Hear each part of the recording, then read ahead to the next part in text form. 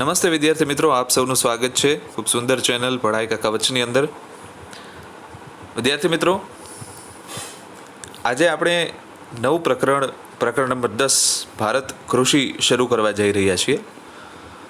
આપને ખાસ કહેવાનું અને એક સૂચના એ કે પાછલા લેક્ચરની અંદર આપણે પ્રકરણ નંબર 11 કદાચ ચાલુ કરેલું હતું, ભારતીય જળ સંસાધન, પરંતુ એકમ કસોટીને ધ્યાનમાં લેતા જે પ્રકરણોનો સમાવેશ કરેલ છે તેમાંનું એક પ્રકરણ ભારત કૃષિ છે. એટલા માટે હવે પછી જે રહ્યું હું પ્રકરણ નંબર 10 ભારત કૃષિ ચાલુ કરી રહ્યો છું, જ્યારે ભારતીય જળ સંસાધન આ પ્રકરણ આપણે ત્યારબાદ ચર્ચા કરીશું. ઓકે, ચલો તો આગળ વધીએ. પ્રાચીન કાળથી કૃષિ ભારતના મોટા ભાગના લોકોની આર્થિક પ્રવૃત્તિ રહી છે. આજે પણ ભારતની અર્થવ્યવસ્થાનો મુખ્ય આધાર કૃષિ રહ્યો છે. ખેતી ભારતનું એક મહત્વનું સંસાધન છે. શ્રમ શક્તિના લગભગ 60% જેટલા લોકો ખેતી કાર્યમાં જોડાયેલા છે. ભારતના લોકોને માત્ર ખોરાક પૂરો પાડવા ઉપરાંત ઉદ્યોગો માટે વિવિધ પ્રકારનો કાચો માલ પણ ખેતીમાંથી જ મળે છે. રાષ્ટ્રીય ઉત્પાદનમાં કૃષિનો લગભગ 22% જેટલો હિસ્સો છે. નિકાસમાં પણ ખેતી પાકો અને ખેત પેદાશોનો લગભગ 18% જેટલો હિસ્સો છે, જેનાથી દેશને દર વર્ષે વિદેશી હુંડિયામણ પ્રાપ્ત થાય છે. ભારતીય અર્થવ્યવસ્થા મુખ્યત્વે ખેતી પર આધારિત છે. આમ ભારત એક કૃષિ પ્રધાન દેશ છે. વિદ્યાર્થી મિત્રો, જેમાં આપણને ખ્યાલ છે કે પ્રાચીન સમયથી જ જે આપણા પૂર્વજો હતા એ ખેતીના જ્ઞાનથી પરિચિત હતા. એ અલગ અલગ સાધનોનો ખેતી કરવા માટે ઉપયોગ કરતા હતા. જ્યારે પાષાણ યુગ હોય, પછી તામ્ર યુગ હોય, તો આ બધી સંસ્કૃતિની અંદરથી ત્યારના લોકો જે પોતાના ભરણ પોષણ માટે ખેતી કરતા હતા એના પુરાવાઓ પણ મળી આવ્યા છે. તો મુખ્ય પ્રવૃત્તિ આપણી પ્રાચીન સમયથી જે રહી એ ખેતી રહી છે. એ મુખ્ય પ્રવૃત્તિની સાથે સાથે એકમાત્ર આર્થિક પ્રવૃત્તિ પણ છે. આપણી લગભગ જે લેબર ફોર્સ કયો કે શ્રમ શક્તિ કયો, 100 માણસે 60 જેટલા માણસો ખેતી સાથે જોડાયેલા હોય છે. કેમ કે ભારતની અર્થવ્યવસ્થા જે રહી એ ખેતી ઉપર આધારિત છે અને ભારત એક ખેતી પ્રધાન દેશ છે. જેમ કીધેલું છે કે રાષ્ટ્રીય ઉત્પાદનમાં કૃષિનો લગભગ 22% જેટલો હિસ્સો છે. એટલે કે કુલ ઉત્પાદન 100 વસ્તુઓનું થાય છે, એમાંથી 22 જેટલી વસ્તુઓ જે રહી એ વસ્તુઓ ખેતી આધારિત હોય છે. તો એના ઉપરથી આપણે એક અંદાજો લગાડી શકીએ કે 1/4 જે કયો ઉત્પાદનની અંદર હિસ્સો જે રહ્યો એ ખેતીનો છે. એટલા માટે ખેતીનું મહત્ત્વ વધારે છે. આગળ વધીએ. ફળદ્રુપ મેદાનો, બારેમાસ પાક લઈ શકાય તેવી અનુકૂળ આબોહવા, સિંચાઈ, કુશળ અને મહેનતુ ખેડૂતો વગેરેને લીધે ભારતના મોટા ભાગના વિસ્તારમાં 2 કે તેથી વધુ પાકનું વાવેતર કરી શકાય છે. તેમ છતાં ભારતમાં ખેતી ક્ષેત્રે પૂરતો વિકાસ સાધી શકાયો નથી. ભારતનો ખેડૂત એકંદરે ગરીબ અને નિરક્ષર છે. સિંચાઈની અપૂરતી સગવડતા, અનિયમિત અને અનિશ્ચિત વરસાદ, વધારે પડતી વસ્તી, કુટુંબનું મોટું કદ, નાના કદના ખેતરો, પ્રયોગશીલતા પ્રત્યેનું ઉદાસીન વલણ, રાસાયણિક ખાતર, સુધારેલા બિયારણ, આધુનિક યંત્રો અને વૈજ્ઞાનિક કૃષિ પદ્ધતિનો ઓછો ઉપયોગ, શિક્ષિત વર્ગનું ખેતીમાં ન જોડાવું, તેમજ સમાજમાં ખેતીનો કહેવાતો ઉતરતો દરજ્જો વગેરેને લીધે વૈશ્વિક ઉત્પાદન સામે ભારતમાં ઉત્પાદનનું પ્રમાણ ઓછું છે. ખરેખર તો ખેતી એ મહત્ત્વનો વ્યવસાય છે. વિદ્યાર્થી મિત્રો, આ વાંચવા પાછળનું કારણ એ છે, આ જે આખો ફકરો આપેલો છે તમને, એની અંદર કીધેલું છે કે ભારતની અંદર ખેતીમાં શા માટે ખેત મજૂર કયો અથવા તો ખેડૂતો કયો એ શા માટે પછાત છે, અથવા તો એ આર્થિક રીતે સદ્ધર શું કામ નથી થઈ શક્યા, એ વિશેની આપણને માહિતી આપેલી છે. આપણને ખ્યાલ છે કે ભારતની અંદર પૂરતી સિંચાઈની સગવડો છે, કારણ કે આપણી ભારતની અંદર જે નદીઓ વહે છે, બારેમાસ વહેતી નદીઓ આવેલી છે. પંજાબ હોય, હરિયાણા હોય, ઉત્તર પ્રદેશ હોય કે દક્ષિણ ભારતના વિસ્તારો હોય. પહેલી વસ્તુ સિંચાઈની વ્યવસ્થા. બીજી, ફળદ્રુપ મેદાનો જે આપણા ઉત્તર ભારતની અંદર આવેલા છે, કે જ્યાં સપાટ મેદાનોની અંદર ગંગા અને બ્રહ્મપુત્રા રિવરના જે ડેલ્ટા પ્રદેશ બને છે, જે તમે 9મા ધોરણની અંદર ભણી ગયા. ત્યારબાદ ગંગા જ્યાંથી નીકળે છે ત્યાં સપાટ મેદાન વિસ્તારો ખૂબ જ ફળદ્રુપ છે. આબોહવા જે કયો, આપણી આબોહવા કે ચોમાસાની અંદર પૂરતા પ્રમાણમાં વરસાદ થઈ જાય, ત્યારબાદ ભેજ સંગ્રહ શક્તિ જ્યાં વધારે હોય ત્યાં સૌથી વધારે પાક લઈ શકાય છે. પંજાબ અને હરિયાણા તો એવા રાજ્યો છે કે જ્યાં વર્ષમાં 2 કરતાં વધારે પાકો લેવામાં આવે છે. એનું કારણ છે કે ત્યાં સિંચાઈની વ્યવસ્થાઓ એટલી છે, ચોમાસાની અંદર વરસાદ સારો હોય છે, ત્યાં ફળદ્રુપ મેદાનો પણ આવેલા છે. તો ખેતી માટે જરૂરી બધી જ પૂરતી સુવિધાઓ ત્યાં ઉપલબ્ધ છે. તેમ છતાં ભારતનો વિકાસ જે એ ખેતી ક્ષેત્રે એટલો નોંધવાલાયક રહ્યો નથી. એનું કારણ છે કે ભારતની અંદર ખેડૂતો જે રહ્યા એ મુખ્યત્વે નિરક્ષર અને ગરીબ છે. એટલે કોઈ નવું સંશોધનાત્મક કાર્ય હોય, ખેતીની અંદર નવી પ્રવૃત્તિ વિકસાવવી, ખેતીની અંદર નવી ટેકનોલોજીનો ઉપયોગ કરવો, ત્યારબાદ કઈ રીતે ઓછા બિયારણે વધારે ખેત ઉત્પાદન લઈ શકાય, તો આ વસ્તુઓ વિશે ઓછા અવગત હોય છે. મુખ્યત્વે ખેતી ઉપર જે લોકો આધારિત હોય છે એ જીવન જરૂરિયાતની સગવડો પૂરી કરવા માટે હોય છે. એટલે કે ખેતી એ આર્થિક વ્યવસાય ખરો, પરંતુ એનો ઉપયોગ એટલે કે એમાંથી થતી આવકનો ઉપયોગ માત્ર પોતાના કુટુંબના જીવનના ભરણ પોષણ માટે જ થાય છે. એટલા માટે ખેતીનું જે ક્ષેત્ર રહ્યું એ અત્યાર સુધી પછાત રહ્યું છે. વરસાદ પણ ક્યારેક વધારે પડતો, જેમ તમે જોઈ શકો છો કે હાલ વર્ષ જે ચાલી રહ્યું છે તો અત્યારે અતિવૃષ્ટિની પરિસ્થિતિ છે. સમાચારની અંદર પણ તમે વાંચતા હશો કે અતિવૃષ્ટિના કારણે ખેડૂતોનો પાક બળી ગયો છે. મુખ્યત્વે આણંદ જિલ્લો, અમદાવાદ, રાજકોટ, જુનાગઢ, ગીર સોમનાથ આ બધા જિલ્લાઓની અંદર એટલો વરસાદ પડેલો છે કે વરસાદને લીધે ઊભા પાક જે રહ્યા બળી ગયેલા છે, વધારે પડતા વરસાદને લીધે. તો આ અનિયમિત વરસાદને લીધે ખેડૂતોને જે મોટા પાયે નુકસાન થાય છે એ પણ એકમાત્ર કારણ છે કે ખેતી ક્ષેત્રે હજુ સુધી આપણે એટલો બધો વિકાસ સાધી શક્યા નથી. ત્યારબાદ વધારે પડતી વસ્તી, કુટુંબનું મોટું કદ છે. તો આ એવા પરિબળો છે કે કુટુંબનું કદ જો મોટું હોય તો કોઈ પણ ખેડૂત હોય એ કુટુંબના ભરણ પોષણ માટે જ ખેત પેદાશોમાંથી થતી આવકનો ઉપયોગ કરતો હોય છે. જો કુટુંબ મોટા કદનું હોય તો એના જીવન ભરણ પોષણ માટેનો ખર્ચો પણ એટલો વધારે હોય છે. અને વધારે પડતા ખર્ચાને લીધે ખેડૂત જે રહ્યો એ આર્થિક રીતે સદ્ધર થઈ શકતો નથી. ત્યારબાદ આપણે આધુનિક યંત્રો અથવા તો વૈજ્ઞાનિક પદ્ધતિઓનો પણ ઉપયોગ કરતા નથી, જેથી લઈને ખેતીની અંદર જે ખેત પેદાશો અથવા તો ખેત ઉત્પાદન પર હેક્ટર દીઠ મળે છે એ ઉત્પાદન આપણને ઓછું મળી શકે. ઓકે. ત્યારબાદ શિક્ષિત વર્ગ જે રહ્યો એની ખેતી પ્રત્યેની દુર્લક્ષતા. એટલે કે દરેક વિદ્યાર્થીને ભણી ગણીને ડૉક્ટર અથવા તો એન્જિનિયર બનવાની એક ખ્વાહિશ હોય છે, પરંતુ કોઈ વિદ્યાર્થી એમ નથી કહેતો કે હું ભણીને એક કૃષિ વૈજ્ઞાનિક બનીશ. ભારત કૃષિ પ્રધાન દેશ છે, ઉદ્યોગ પ્રધાન દેશ નથી, પરંતુ જ્યાં આવક સૌથી વધારે છે એ બાજુ શિક્ષિત વર્ગનો ઝોક વધારે રહ્યો છે.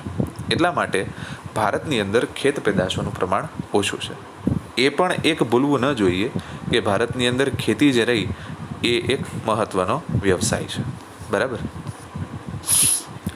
આગળ જોઈએ. હવે આપણે કૃષિ પ્રકારો, કેટલા પ્રકારની ખેતી થાય છે.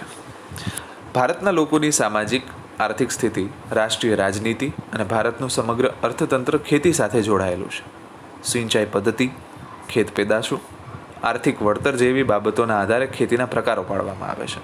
તો હવે આપણે વિદ્યાર્થી મિત્રો જોઈએ કે ખેતીના અલગ અલગ પ્રકારો શાના આધારે પાડવામાં આવ્યા છે. તો એમાં સૌથી પહેલું છે, સૌપ્રથમ છે જીવન નિર્વાહ ખેતી. જેવું નામ છે એવો જ ખેતીનો પ્રકાર છે. આઝાદી પછી આયોજન પંચની અનેક ખેત વિકાસ યોજનાઓ અમલમાં લાવવા છતાં પણ ભારતના ખેડૂતની આર્થિક સ્થિતિ આજે પણ પ્રમાણમાં નબળી છે. નાના કદના ખેતરોમાં મોંઘા બિયારણો, ખાતર અને જંતુનાશકોનો ઉપયોગ કરવો પોસાય તેમ નથી. ખેતરમાં થતું અનાજનું ઉત્પાદન પોતાના પરિવારના ઉપયોગ જેટલું જ થાય છે, જે તેના કુટુંબના ભરણ પોષણમાં જ વપરાઈ જાય છે. તેને જીવન નિર્વાહ ખેતી કે આત્મનિર્વાહ ખેતી કહે છે. આથી ભારતીય ખેતી આજે પણ મોટાભાગના વિસ્તારમાં જીવન નિર્વાહની પ્રવૃત્તિ જ ગણાય છે. જેમ વિદ્યાર્થી મિત્રો અગાઉ પણ આપણે જોયું કે નાના કદના ખેતરો, કુટુંબનું મોટું કદ અને વૈજ્ઞાનિક અભિગમના ઓછા ઉપયોગને લીધે ખેડૂતો જે રહ્યા એ પ્રમાણમાં વધારે પડતી ખેત પેદાશોનું ઉત્પાદન કરી શકતા નથી. અને નાના કદના ખેતરોને લીધે સુધારેલા બિયારણો હોય કે જંતુનાશકો હોય એનો પણ ઉપયોગ કરી શકતા નથી. તો આ બાબતને લીધે ખેડૂતો જે રહ્યા એ ખેત પેદાશો પૂરતા પ્રમાણમાં મેળવી શકતા નથી. મતલબ કે જેટલા પાકની વાવણી કરેલી હોય એ વાવણીની સામે એટલી આવકનું સર્જન એ લોકો કરી શકતા નથી. એટલે જેટલું ખેતરમાં અનાજનું ઉત્પાદન થાય એ બધું જ અનાજ કુટુંબના ભરણ પોષણમાં વપરાઈ જાય. એટલે પોતાની જે જીવન નિર્વાહની ગાડી છે એ હાઈલે રાખે ખેડૂતની. તો આ પ્રકારની જ ખેતી કે જેની અંદર ખેતરમાંથી થતા અનાજનું ઉત્પાદન કુટુંબના ભરણ પોષણમાં વપરાય અને એમાંથી થતી આવકનો ઉપયોગ પણ કુટુંબના ભરણ પોષણમાં થાય, આ પ્રકારની ખેતીને જીવન નિર્વાહ ખેતી કહેવામાં આવે છે. બરાબર. ત્યારબાદ છે સૂકી ખેતી, ડ્રાય ફાર્મિંગ જેને કહેવાય. વરસાદ ઓછો પડે છે, સિંચાઈની અપૂરતી સગવડ અને માત્ર વરસાદ પર આધારિત હોય તેવા વિસ્તારોમાં માત્ર જમીનમાં સંગ્રહાયેલા ભેજને આધારે એક જ પાક લેવામાં આવે છે. તેને સૂકી ખેતી કહે છે. અહીં જુવાર, બાજરી અને કઠોળ જેવા પાણીની ઓછી જરૂરિયાતવાળા પાકોની ખેતી થાય છે. ગુજરાતના ભાલ પ્રદેશમાં ચોમાસું પૂરું થયા બાદ ભેજવાળી જમીનમાં આ રીતે ઘઉં અને ચણાનો પાક લેવામાં આવે છે. તો વિદ્યાર્થી મિત્રો, જે વિસ્તારોની અંદર સિંચાઈની સગવડતા ઓછી છે, ચોમાસાની અંદર પ્રમાણસર વરસાદ પડે છે, વધારે પડતો વરસાદ પડતો નથી, એવી જગ્યાની અંદર જમીન જે ભેજનો સંગ્રહ કરે છે વરસાદ પડવા દરમિયાન, માત્ર એના આધારે જ જે ખેતી કરવામાં આવે એને સૂકી ખેતી કહેવામાં આવે છે. આશા છે આપને સમજાયું હશે. હવે આ જમીનની અંદર કેવા પ્રકારના પાકો લેવામાં આવે છે? તો મુખ્યત્વે ગુજરાતની જો હું વાત કરું, ઉદાહરણ આપીને તમને, તો ગુજરાતની અંદર ઉત્તર ગુજરાતમાં આ ગ્લોબલ વોર્મિંગની અસરને લીધે તો કોઈ જગ્યાએ નક્કી જ નથી ક્યાં વરસાદ વધારે થાય, ક્યાં વરસાદ ઓછો થાય. એવું કહેવાતું પહેલાં કે રણ પ્રદેશની અંદર વરસાદ જે રહ્યો એ ચોમાસાની અંદર ખૂબ જ ઓછો થાય છે, પરંતુ આ ગ્લોબલ વોર્મિંગની અસરને કારણે તમે આજે જુઓ છો કે કચ્છની અંદર પણ બારે મેઘખાંગા થાય છે અને ત્યાં પણ વરસાદનું પ્રમાણ જે રહ્યું એ ખૂબ જ વધારે હોય છે. તો ગુજરાતનો ઉત્તરનો જે ભાગ રહ્યો, હિંમતનગર, બનાસકાંઠા, સાબરકાંઠા વિસ્તાર જે રહ્યો, ત્યાં પ્રમાણમાં વરસાદ જે રહ્યો ઓછો થાય છે અને આ ઓછા વરસાદને લીધે ત્યાંની જમીનમાં જે ભેજ સંગ્રહાયેલો હોય એના આધારે જ ખેતી કરવામાં આવે છે. મુખ્યત્વે આપણે જે ખોરાકમાં જુવાર, બાજરી અને કઠોળ લઈએ છીએ એ સમગ્ર પાકોનું ઉત્પાદન જે રહ્યું એ ઉત્તર ગુજરાતની અંદર થાય છે, કેમ કે ત્યાં વરસાદ ઓછો પડે છે. ગુજરાતના ભાલ પ્રદેશમાં ચોમાસું પૂરું થયા બાદ ભેજવાળી જમીનમાં આ રીતે ઘઉં અને ચણાનો પાક લેવાય છે. ભાલ પ્રદેશ જે ગુજરાતનો કહેવાય એ સુરેન્દ્રનગરની આજુબાજુ, સુરેન્દ્રનગરથી અમદાવાદની વચ્ચે આવેલો એક વિસ્તાર છે કે જેની અંદર જમીનમાં જ્યારે ભેજ જળવાયેલો હોય, ચોમાસા પછી વરસાદ આવી જાય, વરસાદ પૂરો થઈ જાય ત્યારબાદ જમીન ભેજ સંગ્રહ કરીને રાખે છે, જેને ભેજ સંગ્રહ ક્ષમતા કહેવાય જમીનની. તો એ ભેજ સંગ્રહ કરેલી જમીનમાં ચોમાસું પૂરું થયા બાદ ઘઉં અને ચણાનો પાક લેવાય છે. આગળ વધીએ વિદ્યાર્થી મિત્રો. આર્દ્ર ખેતી. આર્દ્ર ખેતીને બીજી ભાષામાં તમે કહી શકો અથવા તો ગુજરાતી ભાષામાં જેનો સમાનાર્થી શબ્દ છે ભીની ખેતી. તો જેમ તમે જુઓ છો કે જ્યાં વરસાદ ઓછો ને સિંચાઈની સગવડતા ઓછી, ત્યાં લેવાતા પાકને સૂકી ખેતી કહેવામાં આવે છે. જ્યાં વરસાદનું પ્રમાણ વધુ અને સિંચાઈની સગવડ વધુ એ વિસ્તારોને ભીની ખેતી કહેવામાં આવે છે. બરાબર. તો સૂકું અને ભીનામાં માત્ર એક જ તફાવત છે. સૂકી ખેતી અને ભીની ખેતીમાં એકમાત્ર તફાવત કે જ્યાં સિંચાઈની સગવડ વધારે ત્યાં ભીની ખેતી અને ઓછી ત્યાં સૂકી ખેતી. બરાબર. વરસાદ ન પડે કે ઓછો પડે ત્યારે સિંચાઈ દ્વારા વર્ષમાં એક કરતાં વધુ પાક લઈ શકાય છે, જેમાં ડાંગર, શેરડી, કપાસ, ઘઉં અને શાકભાજીની ખેતી કરવામાં આવે છે. જો વરસાદ ઓછો પડે અને પાક લેવા માટેની જરૂરિયાત હોય તો આ પ્રકારની ખેતીમાં સિંચાઈની સગવડો ખૂબ જ સારી હોય છે. એટલે કે એના લીધે આપણે માત્ર વરસાદ પર આધારિત ન રહેતા સિંચાઈની સગવડો દ્વારા એક કરતાં વધારે પાક લઈ શકીએ છીએ અને જે પાકોને વધારે પાણીની જરૂરિયાત હોય, શેરડી છે, ઘઉં છે, શાકભાજી રહ્યા, એ પાકો પણ આપણે લઈ શકીએ છીએ. તો આ પ્રકારની ખેતીને ભીની ખેતી કહેવામાં આવે છે. ત્યારબાદ છે સ્થળાંતરિત ખેતી, ઝૂમ ખેતી જેને કહેવાય. ખાસ કરીને વિદ્યાર્થી મિત્રો, સ્થળાંતરિત થવું એટલે કે એક જગ્યાએથી બીજી જગ્યાએ જવું. તો આ ખેતીની અંદર જો તમને હું સામાન્ય સ્વરૂપે કહું તો તમે એક આ શબ્દથી જ અંદાજો મારી શકો કે આ ખેતીમાં લોકો જે રહ્યા એક જગ્યાએથી બીજી જગ્યાએ આટાફેરા કરતા હોય છે. કેવી રીતે? આવો ચલો જોઈએ. મુખ્યત્વે જંગલોનો વિનાશ જે હોય જે થાય છે એ મુખ્યત્વે આ ખેતીને લીધે થાય છે. કારણ કે અમુક કુટુંબ કબીલો અથવા તો કોઈ એક વિસ્તાર કે જ્યાંના લોકો જંગલ ઉપર આધારિત હોય, એટલે એ લોકો શું કરે કે જ્યાં જંગલ આવેલું હોય ત્યાં જંગલના વૃક્ષોને કાપીને સળગાવીને જમીન સાફ કરી નાખે. હવે જમીન સાફ કરી અને એ ભાગમાં 2 થી 3 વર્ષ સુધી ખેતી કરે. જંગલ તો કોઈ કહેવા માટે ત્યાં છે નહીં, એટલે ત્યાં 2 થી 3 વર્ષ ખેતી કરે તો જમીનની અંદર જે પોષક દ્રવ્યો હોય એ શોષાઈ જાય. કારણ કે જંગલની અંદર જે જમીન હોય એ એટલી બધી પોષક દ્રવ્યવાળી હોય નહીં જેટલી આપણે ખેતીની જમીન હોય. કારણ કે ત્યાં પાણી સતત આપણે પીવડાવવું પડે. બાજુમાં કોઈ નદી હોઈ પણ શકે, ન પણ હોઈ શકે. જંગલોને કાપીને જમીન સાફ કરીને 2 થી 3 વર્ષ સુધી ખેતી કરવામાં આવે. પછી જ્યારે ફળદ્રુપતા એની ઘટી જાય જમીનની, એટલે બિસ્તરા પોટલા બાંધી ત્યાંથી છોડીને બીજી જગ્યાએ બીજું જંગલ પકડે. તો આ પ્રકારની જે ખેતી કરવામાં આવે છે એને ઝૂમ ખેતી કહે છે. મુખ્યત્વે આ ખેતીની અંદર લોકો જે રહ્યા એ પોતાનું ભરણ પોષણ કરવા માટેના પાકો જ ઉગાડે છે. ઘઉં છે, ચોખા છે, ત્યારબાદ શાકભાજી છે. તો આ બધી વસ્તુઓનું જે રહ્યું ઉત્પાદન કરે છે અને એનો ઉપયોગ ખુદના ભરણ પોષણ માટે જ કરે છે. બાગાયતી ખેતી એક ખાસ પ્રકારે થતી ખેતી છે. એમાં રબર, ચા, કોફી, કોકો, નાળિયેર ઉપરાંત સફરજન, કેરી, સંતરા, દ્રાક્ષ, આંબળા, લીંબુ, ખારેક વગેરે ફળોની ખૂબ જ માવજત સાથે ખેતી કરાય છે. આપણે જેમ જોઈ છે કે ઉદાહરણ તરીકે હું લઉં વિદ્યાર્થી મિત્રો કે ગુજરાતની અંદર ગીર વિસ્તાર જે રહ્યો ત્યાં કેરીનું ઉત્પાદન ખૂબ જ વધારે પ્રમાણમાં થાય છે અને સારામાં સારી કેરી, કેસર કેરી જેને કહેવાય, એ ગીરના વિસ્તારોમાં જ થાય છે. તો તમને ખ્યાલ હશે કે જ્યારે તમે ગીરના જંગલમાં જાઓ કે તાલાળા અથવા તો સાસણની અંદર જાઓ તો રસ્તાની વચ્ચે તમને કેરીના બાગ જોવા મળે. આ બાગની અંદર કેરીના પાક લેવામાં આવે છે.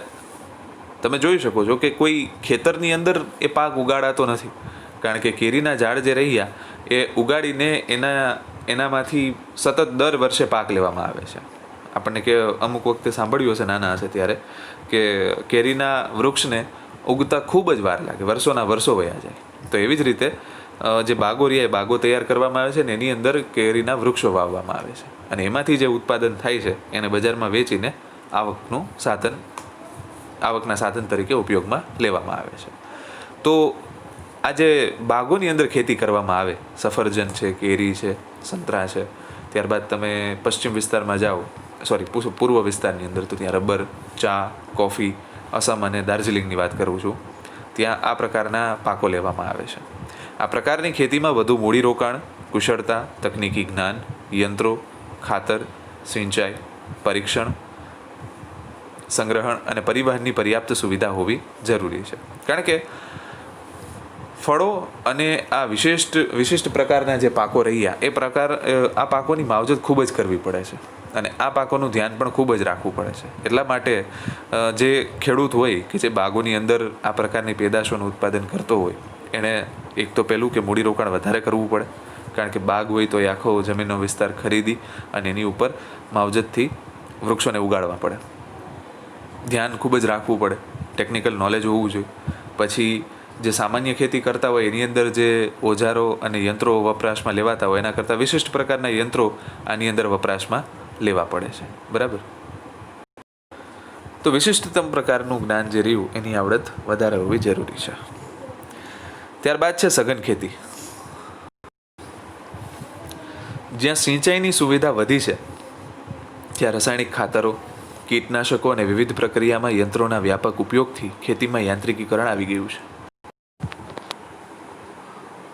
આ પ્રકારે થતી ખેતીને સઘન ખેતી કહે છે અને આ ખેતીમાં રોકડિયા પાકોનું વાવેતર વધારે કરાય છે.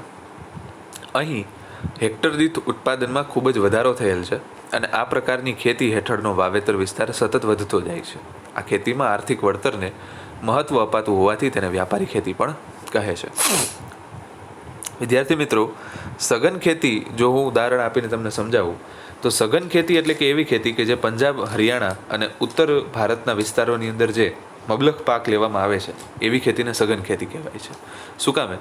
કારણ કે જ્યાં સિંચાઈની સુવિધા વધારે હોય. આપણને ખ્યાલ છે કે 5 નદીઓનો પ્રદેશ પંજાબ, પંજ વત્તા આબ, પંજનો મતલબ થાય 5 આબનો મતલબ થાય નદીઓ. તો આ જે વિસ્તાર રહ્યો ત્યાં સિંચાઈની વિપુલ માત્રામાં સગવડો ઉપલબ્ધ છે. એ ઉપરાંત એ લોકો તકનીકી જ્ઞાનથી પણ અવગત છે. રાસાયણિક ખાતરો, કીટનાશકો અને યંત્રોના ઉપયોગથી પણ એ લોકો પરિચિત છે. એટલા માટે વધારે ઉત્પાદન મેળવી એને એની લણણી કરી અને એને સંગ્રહ કરવા માટે એ લોકો સક્ષમ છે. આ પ્રકારે જે ખેતી કરવામાં આવે છે એને સઘન ખેતી કહે છે. મુખ્યત્વે રોકડિયા પાકોનું વાવેતર વધારે થાય છે. રોકડિયા પાક એટલે કેવા પાક? ઘઉં છે, ચણા છે, ચોખા, શેરડી, બાજરો, જુવાર, કે જે પાકો રોજબરોજના ઉપયોગમાં સતત લેવાતા હોય એ પાકોને રોકડિયા પાકો કહેવાય છે. બરાબર. ખાસ કરીને મગફળી પણ આની અંદર સમાવેશ થઈ શકે.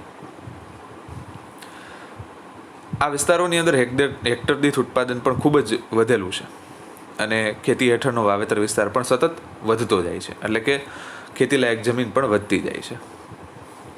આર્થિક મહત્વ વધારે પડતું અપાતે હોવાથી આ ખેતીની અંદર એને વ્યાપારી ખેતી પણ કહે છે. તો વિદ્યાર્થી મિત્રો, અહીંયા સુધી રાખીએ આજનો ટોપિક. હવે પછીના લેક્ચરમાં આગળ ભણીશું. આભાર.